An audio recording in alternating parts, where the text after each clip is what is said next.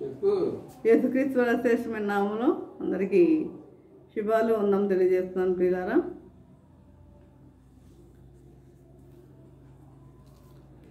ఈ దినములకు ఏర్పడిన లేఖన భాగం చూసినట్లయితే ఫిలిప్పీయులకు రాసిన పత్రిక 4వ అధ్యాయం 4వ వచనం చూసినట్లయితే, ఎల్లప్పుడూ ప్రభువునందు ఆనందించుడి, మళ్ళా చెప్పుదును ఆనందించుడి.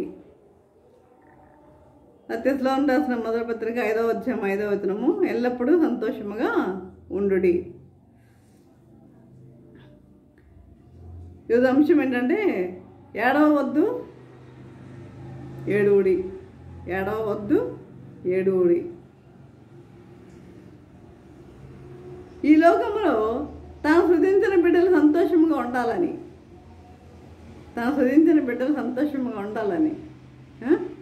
వారు వర్ధిల్లాలని దేవుని యొక్క ఆశ. తన బిడ్డలే సంతోషంగా ఉండాలని, అందరూ సంతోషంగా ఉండాలని కోరుకుంటున్నాడండి. కానీ స్వార్థప్రియులు కొంతమంది స్వార్థానికి బలైపోయిన వారు ఏం చేస్తారంటే వారికే కావాలన్నీ, సమస్తం వారే, అన్నీ వారే అనుభవించాలి అని ఆశతో జీవించేవారిగా ఉంటారు. అందుకే ఆయన ఆజ్ఞలు కట్టడలు ఇచ్చి వాటిని గైకొనడం వలన జీవితంలో సుఖంగా ఉండాలని ఆశించాడు. ఆయన ఆజ్ఞలు కట్టడలు ఆయన విధులు ఆయన ఇచ్చి అందరూ సుఖంగా ఉండాలని ఆశించాడు. కానీ ఆయన ఆజ్ఞలను అతిక్రమించి ఆయన దీవెనకు బదులుగా శాపగ్రస్తులు అవుతున్నారు. ఆయన ఆజ్ఞలు పాటిస్తున్నారా?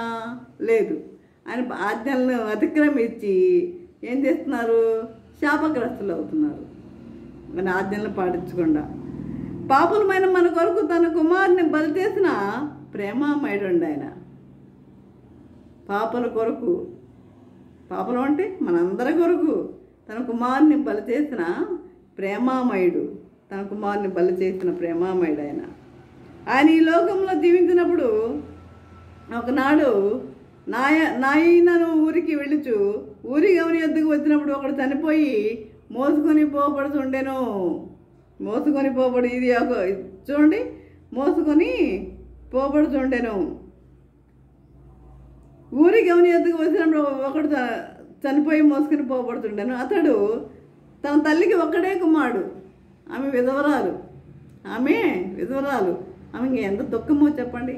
ఆమె విధవరాలు.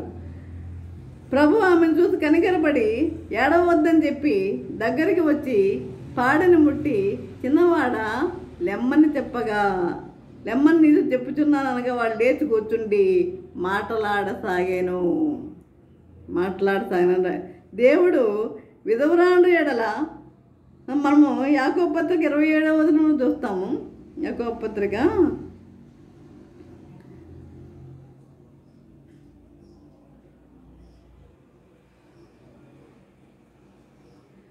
27 చూడండి. దేవుడు విధవరాండ్ర ఎడలను, తండ్రి లేని వారి ఎడలను, పరదేశుల ఎడలను ప్రత్యేక శ్రద్ధ గలవాడు. విధవరాండ్ర ఎడల ప్రత్యేక శ్రద్ధ కలిగినవాడు, పరదేశుల ఎడల, తండ్రి లేని వారి ఎడల ప్రత్యేకమైన శ్రద్ధ కలిగినవాడు, దీనుల ఎడల, దరిద్రుల ఎడల ఎంతో ప్రేమ గలవాడు. తండ్రి అయిన దేవుని ఎదుట పవిత్రమును నిష్కళంకమైన భక్తి ఏదనగా యాకోబు పత్రిక 1:27లో ఉంటుంది.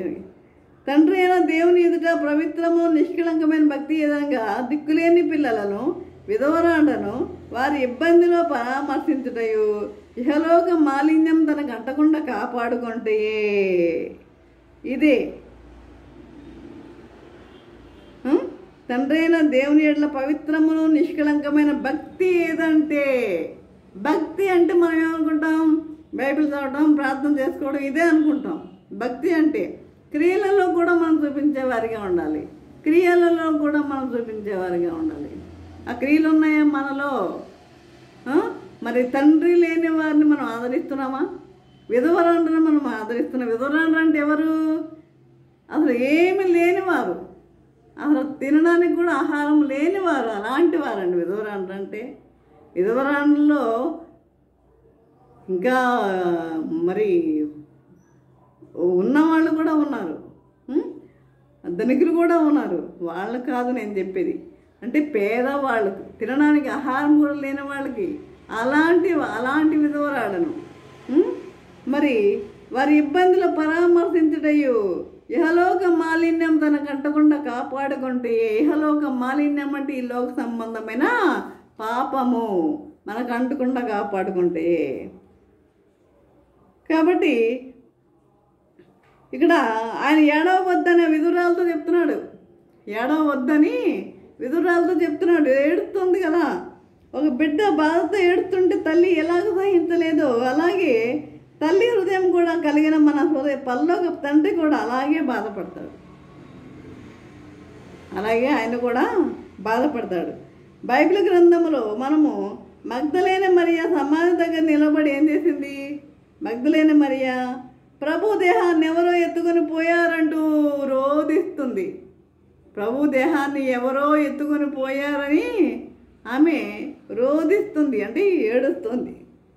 ఆమె దుఃఖాన్ని చూసి సహించలేని ప్రభు తానే స్వయముగా దగ్గరికి వెళ్ళాడు. శిష్యులా ఉన్నారు, పేతురు యోహాను వచ్చి చూసి వెళ్ళిపోయారు. ఎవరో ప్రభు కనపడలేదని వెళ్ళిపోయారే కానీ మరి ఏంటి, ఎటు వెళ్ళాడు, ఎక్కడికి వెళ్ళాడు ఏంటి అన్న ఆలోచన వారికి లేనే లేదు. ఒకవేళ యూదుల భయం వల్ల ఏమో మరి ఏమిటో కానీ వాళ్ళు వెళ్ళిపోయారు. కానీ ఈ మాత్రము శ్రద్ధగా అక్కడ నిలబడి ఉంది, అక్కడ నిలబడి ఏడుస్తూ ఉంది. అయితే అమ్మ ఎందుకు ఏడుస్తున్నావు అని అడిగి తను తాను ప్రత్యక్షపరుచుకున్నాడు. ఆయన చూస్తున్న దేవుడు. చూడండి, దినవృత్తాంతంలో రెండవ దినవృత్తాంతం 16వ అధ్యాయం 9వ వచనము. దేవుడు తన యందు యథార్థ హృదయం గల వారిని బలపరచుటకై యెహోవా కనుదృష్టి లోకమందంతటా సంచారం చేయుచున్నది.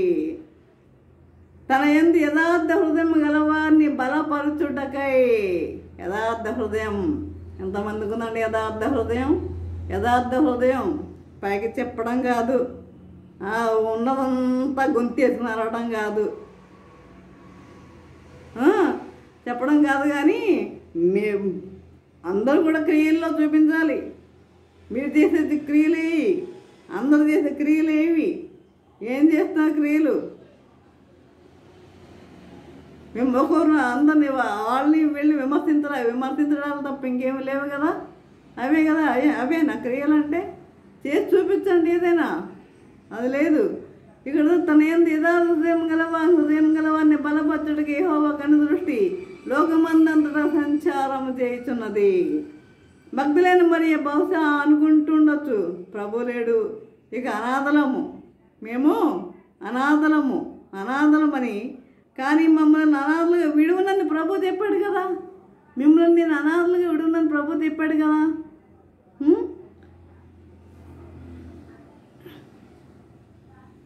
కనుక ఎటువంటి భయంకర పరిస్థితులు కూడా నీకు ప్రయాణిస్తున్నా చూస్తున్న దేవుడు కష్టాల నుండి శ్రమల నుండి విడిపించే దేవుడు ఉన్నాడని మరవవద్దు. యోహాను సువార్తలో 6వ అధ్యాయంలో మనము చూస్తున్నాం. యోహాను సువార్త 6వ అధ్యాయంలో సాయంకాలం అయినప్పుడన్న ప్రార్థనలో ఒంటరిగా ఉంటకు శిష్యులను బలవంతంగా దోణి అద్దరికి వెళ్ళమని పంపివేశాడు కదా. దోణి అద్దరికి వెళ్ళమని పంపివేశాడు. చీకట్లో అలాగే పంపివేశాడు. సముద్రం మీద ప్రమాదం కదా అని శిష్యులను అనుకుని ఉండవచ్చు. సముద్రం మీద ప్రమాదం కదా, ఈయన లేరు, ఈయన ప్రార్థన చేయడం ఒంటరిగా ఉండి శిష్యులను పంపివేశారు. మరి సముద్రం మీద ప్రమాదం కదా అని శిష్యులు అనుకుని ఉండవచ్చు, కానీ ఆయన ఆత్మలో వారిని చూస్తున్నాడు. ఇక్కడ ఉన్న ఒంటరిగా ప్రార్థనలో గడుపుతూ ఉన్న ఆయన శిష్యులను చూస్తున్నాడు, ఆత్మలో చూస్తున్నాడు ఆయన. కానీ ఆత్మలో వారిని చూస్తున్నాడు. వారు గాలిలో చిక్కుకొని దోయ నడిపించడం కష్టపడుతున్నారని చూచి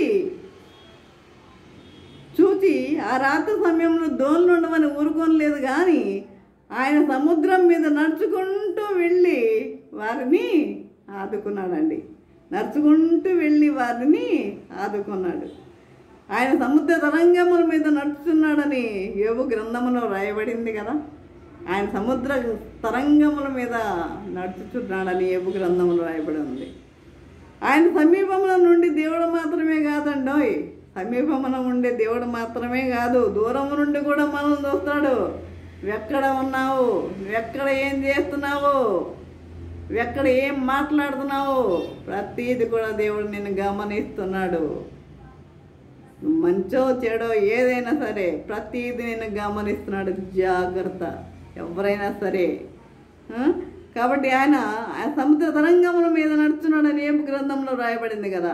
ఆయన సమీపంలో నుండి దేవుడు మాత్రమే కాదు, దూరము నుండి దేవుడని రుజువు చేసుకున్నాడు. ఆయన సమీపమున ఉన్న దూరమున ఉన్న ఆయన కనుదృష్టి నీ మీద ఉండునట్లు, ఆయన కనుదృష్టి నీ మీద ఉండునట్లు యథార్థమైన హృదయం నీకుంటే, నీకు యథార్థమైన హృదయం కనుక నీకు ఉంటే ఎటువంటి పరిస్థితులుండైనా లేవనెత్తగలడు. ఎటువంటి పరిస్థితులుండైనా నేను లేవనెత్తగలడు. ఎప్పుడు లేవనెత్తగలుగుతాడు? నీకు యథార్థమైన హృదయం ఉంటేనే, లేకపోతే లేదు.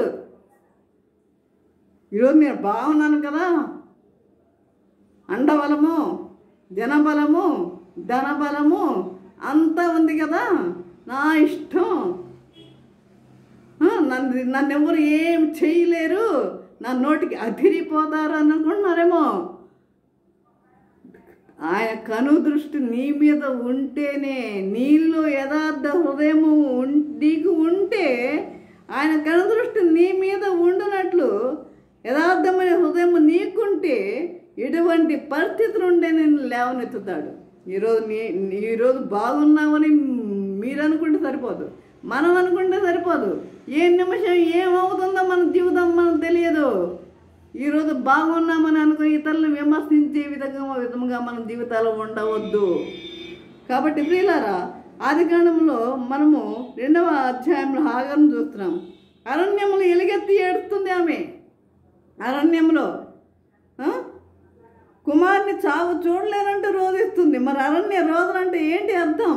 అక్కడ ఎవరు మనుషులు ఎవరు ఉండరు, మృగాలే కదా. అంటే అరణ్యంలో ఏడితే వినేవాళ్ళు ఎవరు ఉండరు. ఏ క్రూర మృగము రావాలే కానీ మనిషికి ఏడుపు వినిపించదు. కానీ అరణ్యంలో ఏడ్చిన, సముద్రంలో చేప కడుపులో నుండి ఏడ్చిన చూసే దేవుడు.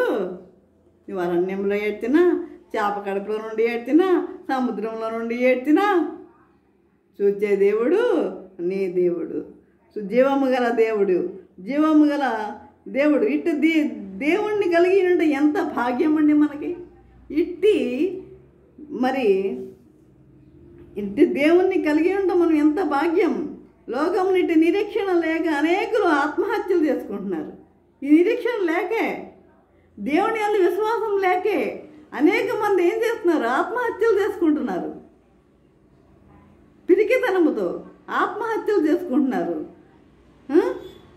కాబట్టి ఆ నిస్సహాయుల స్త్రీని చూసి ఆయన సహించలేకపోయాడు. తన దూతను పంపి నీటి ఓడను చూపించి ఇష్మాయేల్ను కాపాడాడు. నీటి ఓడను చూపించి ఇష్మాయేల్ని కాపాడాడు. ఎంతగా తన బిడ్డల గురించి ఆలోచించే దేవుడు చూడండి. తన బిడ్డల గురించి ఆలోచించే దేవుడు చూడండి. ఆ రోజు హాగర్ని కాపాడిన దేవుడు, తన బిడ్డను కాపాడిన దేవుడు ఈరోజు నన్ను మన బిడ్డల్ని దేవుడు కాపాడడా? ఎప్పుడు కాపాడుతాడు? నువ్వు యథార్థ హృదయం కలిగి ఉండు. యథార్థ హృదయం కలిగి నువ్వు జీవించు. అహంకారాన్ని విడిచిపెట్టు. అవన్నీ విడిచిపెడితే దేవుడు నేను తప్పనిసరిగా కాపాడుతాడు పిల్లరా. కాబట్టి ఈ విధంగా ఉండాలని ప్రభువు కోరుకుంటున్నాడు.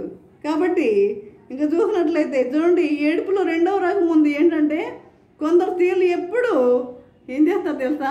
అది లేదు, ఇది లేదు, ఈ వస్తువులు లేవు, ఆ వస్తువులు లేవు, నాకు నగలు లేవు, తీరలు లేవు, అవి లేవు, ఈ లేవు అని చెప్పి సొంత ఇల్లు లేదని తృప్తి లేని జీవితంతో ఏడుస్తూ ఉంటారు. తృప్తి ఉండదు. అసలు ఎన్ని తీర్లు ఉన్నా తృప్తి ఉండదు, ఎన్ని నగలున్నా తృప్తి ఉండదు. సొంత ఇల్లు లేదని చెప్పి ఆలోచిస్తూ ఏడుస్తూ ఉంటారు. ఉన్నదాన్ని బట్టి ఏం చేయాలి? మనకు ఉన్నదాన్ని బట్టి మనం ఏం చేయాలి? దేవుణ్ణి స్తుతించే వారిగా ఉండాలి. మనకున్నదాన్ని బట్టి దేవుడు మనకు అదే ఇచ్చాడు, అంతే. దాన్ని బట్టి మనం స్తుతించే వారిగా ఉండాలి. స్తుతించడం నేర్చుకుంటే ఆయన సమయంలో అన్నీ ఇస్తాడు. మొదట ఏం వెతకాలి? ఆయన రాజ్యంను, ఆయన నీతిని, ఆయన రాజ్యం నీవు వెతకండి అన్నాడు మత్తయి సువార్తలో 6వ అధ్యాయం. నీవు ఆయన నీతిని, రాజ్యంను మాత్రం వెతుకు, తర్వాత అన్నీ నీకు అనుగ్రహించబడతాయని అన్నాడు. కాబట్టి ఇక 3వ రకం చూసినట్లు కొందరు వారికి లేదని ఏడవరు, కానీ ప్రక్క వాళ్ళకు ఉందని ఏడుస్తారు. వారికి లేదని ఏడవరండి, ప్రక్క వారికి ఉందని ఏడుస్తారు. ప్రక్క వారు ఎంజాయ్ చేస్తారని ఏడుస్తారు, ప్రక్క వారికి బిల్డింగ్లు ఉన్నాయని ఏడుస్తారు, ప్రక్క వారికి తీరలు ఉన్నాయని ఏడుస్తారు, ప్రక్క వారికి నగలు ఉన్నాయని ఏడుస్తారు. ఇది 3వ రకం వాళ్ళు. ఏం చెప్పేది, కొంతమంది ఏమో వాళ్ళకి లేవని ఏడుస్తారు, 3వ రకం వాళ్ళు ఏంటి, ప్రక్క వాళ్ళకి ఉన్నాయని ఏడుస్తారు. ఈ విధంగా నా తోటి మనిషి చూడు ఎంత ఎదిగిపోయిందో, మెడలు మిద్దెలు కట్టేసింది, కారుల్లో తిరుగుతుంది, మెడలు మిద్దెలు కట్టేసింది, కారులో తిరుగుతుంది, ఇతరులు చూసి అసూయతో ఏడుస్తూ ఉంటారు. దేవుని గ్రంథం చెప్తుంది ఏమని, బుద్ధి లేని వారు అసూయతో చచ్చెదరు. బుద్ధి లేని వారు అసూయతో చచ్చెదరు అని. అసూయ విషంతో సమానం. పాముకు ఎక్కడ ఉంటుందన్న విషం తలలో ఉంటుంది, తేలుకి తోకలో, నన్నుకి నిలువెల్లా విషమే కదా. నిలువెల్లా విషమేనని పద్యం ఉంది. మనిషిలో ఉన్న విషము అది ఉన్న మనిషినే చంపుతుంది, కానీ ఎదువాన్ని ఏమి చేయదు. మనిషిలో ఉన్న విషం అది ఉన్న మనిషినే చంపుతుంది, మనల్నే ఇప్పుడు నాలో విషం ఉందనుకోండి, నన్నే చంపుతుంది, కానీ ఎవరిని ఏం చేయదు. అది ఎవరిని కూడా ఏమీ చేయదు, కానీ ఎదుటవాన్ని ఏమి చేయదు. కనుక ఇతరులు వర్ధిల్లినప్పుడు ఏడవడం మాని దేవుని స్తుతించడం నేర్చుకోండి. ఎదుటివారు వర్ధిల్లడం మాని, వర్ధిల్లుతున్నారని చెప్పి ఏడవడం మాని దేవుణ్ణి స్తుతించడం నేర్చుకోండి. సౌలు దావీదు మీద అసూయపడి విషపు చూపు నిలిపాడని రాయబడింది. సౌలు ఏం చేశాడంట, దావీదు మీద విషపు చూపి నిలిపిన రాయబడి ఉంది. ఫలితం దేవుని ఆత్మ సౌలుని విడిచిపోగా దురాత్మ వచ్చి అతను పట్టుకుంది. చివరికి సౌలు జీవితమే నాశనమైంది. విషపు చూపు ఎవరి మీద నిలిపాడు? సౌలు నిలిపాడు దావీదు మీద. అంటే సౌలుకే ఉంది ఆ విషం. అయితే నాశనం అయిపోయింది ఎవరు? దావీదా సౌలా? అక్కడ సౌలే నాశనం అయిపోయాడు. అంటే మనలో ఇప్పుడు ఏమి ఉండాలి? విషం అనేది మనలో ఉండకూడదు. నీలో విషం ఉంటే నువ్వు చస్తావు, నాలో విషం ఉంటే నేను చస్తా, ఇతరులు రావరు. కనుక సౌలు దావీదు మీద అసూయపడి విషపు చూపు నిలిపిన రాయబడింది. ఫలితం దేవుని ఆత్మ సౌలును విడిచిపోగా దురాత్మ వచ్చి అతను పట్టుకుంది. చివరికి సౌలు జీవితమే నాశనమైంది. ఈ అసూయను జయిద్దాం, మనం అసూయను జయిద్దాం. జీవితంలో ఉన్న వాటిని బట్టి తృప్తి కలిగి దేవుని స్తుతించడం నేర్చుకుందాం. అన్న వస్త్రంలో కలిగిన వారమై తృప్తి కలిగి ఉందాం. ఈ విధంగా దీవించటకు పరిశుద్ధాత్మ దేవుడు సహాయం చేసి నడిపించను గాక. ఆమెన్. ప్రార్థన చేసుకుందాం. పరిశుద్ధ ప్రేమగల తండ్రి, నీ పరిశుద్ధ పాదం స్తోత్రం దేవా. ప్రభా తండ్రి, ఇంద్రొకనైన ప్రభా, నీ వాక్యం ద్వారా తండ్రి మాతో మాట్లాడిన విధానం బట్టి నాయన మీకు వందనం తెలియజేసుకుంటున్నాం ప్రభా. దేవా ఇదిగోనైనా మరి ఈ యొక్క వాక్యం అనేక మంది హృదయాల్లో మరి భద్రం చేసుకొని మరి వారి హృదయంలో నాటపడి ఆ వాక్యానుసారంగా వారు జీవించటకు నీ కృప అనుగ్రహించమని మా ప్రభు అయిన యేసునామములో మరి వినమ్ముగా వేడుకుంటున్నాం తండ్రి. ఆమెన్. తండ్రి అయిన దేవుని ప్రేమయు, కుమారుడైన యేసుక్రీస్తు కృపయు, పరిశుద్ధాత్మిక సహవాసము సకల దేవుని సదాకాలము ప్రభా తండ్రి ప్రతి ఒక్కరికి తోడే నిలిచిండను గాక. Amen, amen, amen.